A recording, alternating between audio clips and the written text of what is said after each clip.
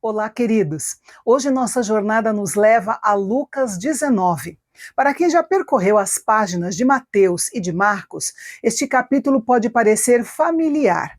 Mas Lucas, o médico e historiador, insere aqui matizes que mudam a nossa perspectiva sobre a missão de Cristo. Se Mateus foca no reino e Marcos na ação, Lucas foca no indivíduo e no coração. Vamos então para mais um capítulo da nossa série.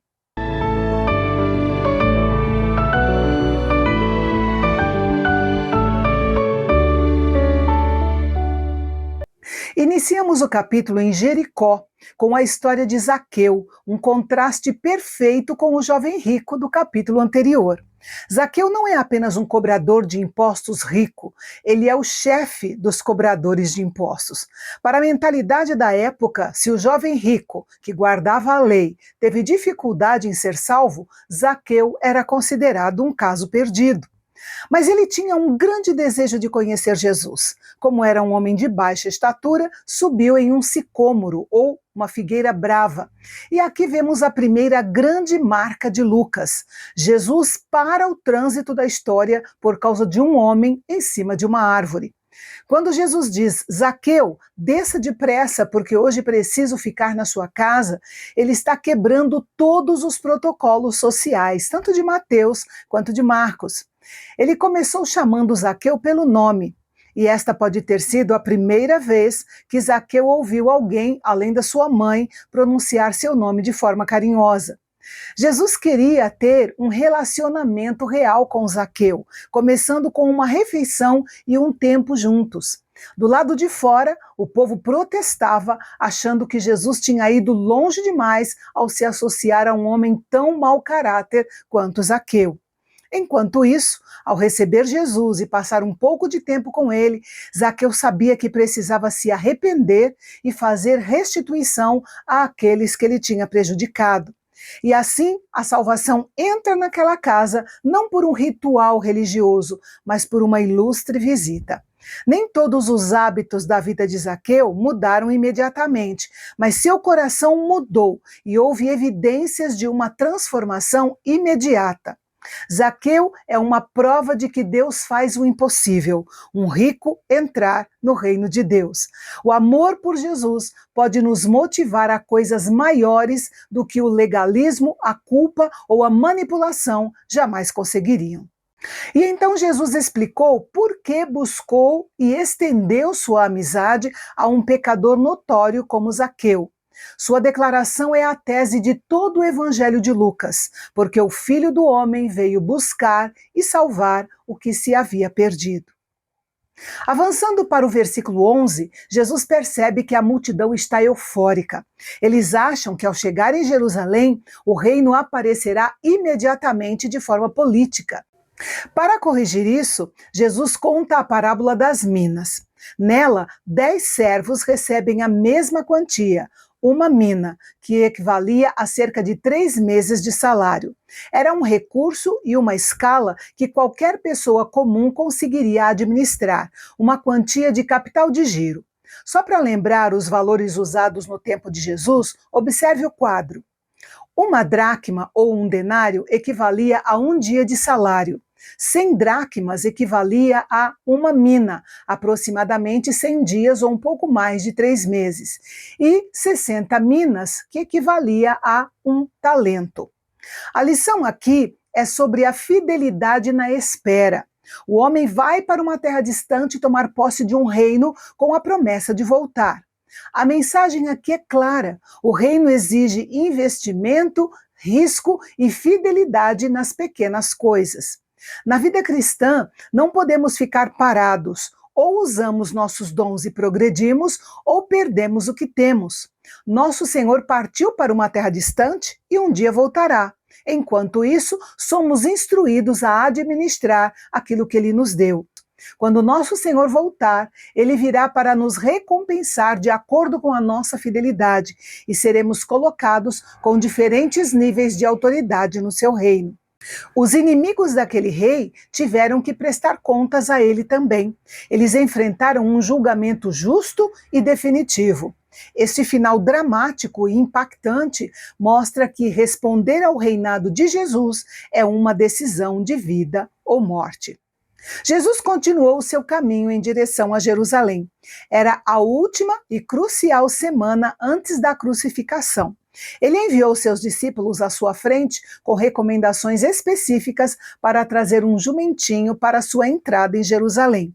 Jesus entra em Jerusalém montado nesse animal relativamente humilde. Em vez de vir a cavalo como um general conquistador, ele vem em um jumentinho, como era costume da realeza.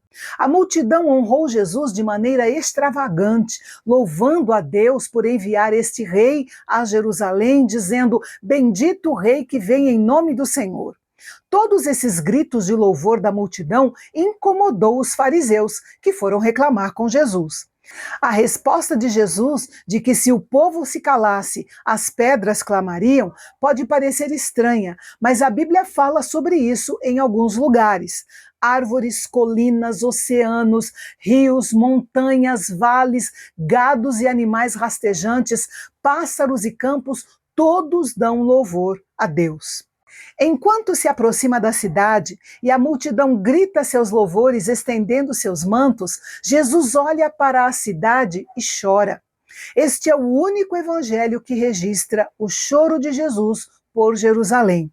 Embora Mateus e Lucas registrem o lamento de Jesus, existe uma diferença fundamental no momento e na natureza desse choro.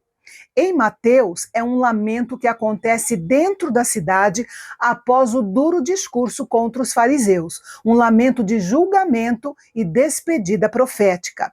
Mas em Lucas, o registro é único por dois motivos. Primeiro, porque Jesus ainda está fora da cidade, na descida do Monte das Oliveiras, durante a procissão triunfal. Enquanto a multidão canta, Jesus para, olha para a cidade e chora. Em segundo lugar, Lucas usa a palavra grega éklausen, que indica um choro convulsivo em voz alta, um pranto de luto, diferente de edácrisen, que indica um choro silencioso, como foi diante do túmulo de Lázaro.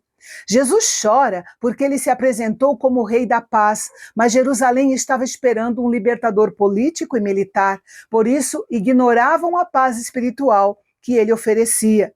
Jesus também chora por causa da cegueira espiritual do povo. O Messias está ali, caminhando em suas ruas, mas a cidade está ocupada demais com seus rituais e religiosidade para perceber que o próprio Deus está entre eles.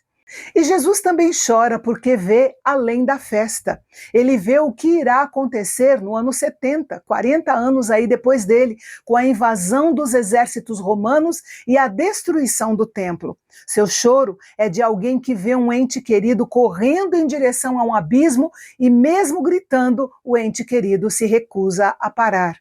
Enquanto a multidão grita e celebra uma vitória política que eles achavam que viria, Jesus chora porque sabe que aqueles mesmos gritos de Hosana se transformariam em crucifica-o em poucos dias e que a rejeição dele selaria o destino da cidade. E assim Jesus entra em Jerusalém, depois ele entra no templo e o purifica. Enquanto Mateus e Marcos dão muito destaque ao impacto da purificação, com a derrubada das mesas dos cambistas, Lucas trata o evento quase como uma limpeza de palco.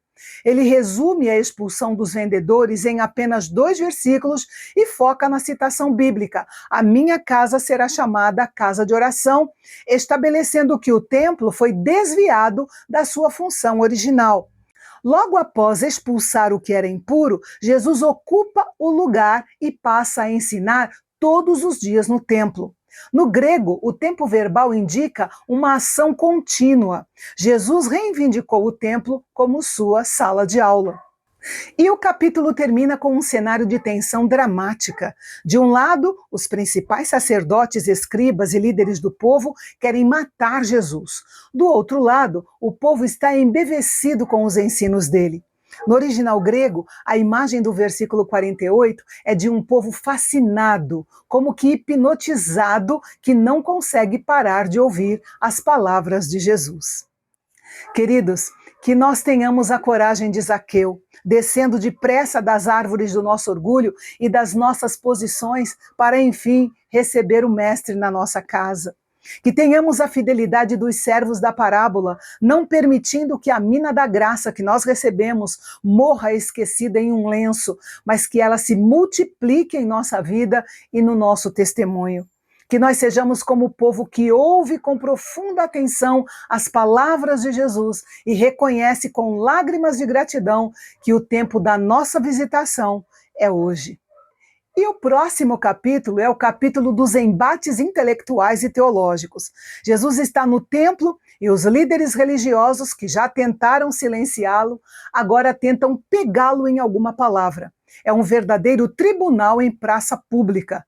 Jesus está na reta final da cruz e a sua estada em Jerusalém está com os dias contados. Não perca o nosso encontro de amanhã aqui no Canal Bendito, o nosso canal de Fala Fácil. Até lá!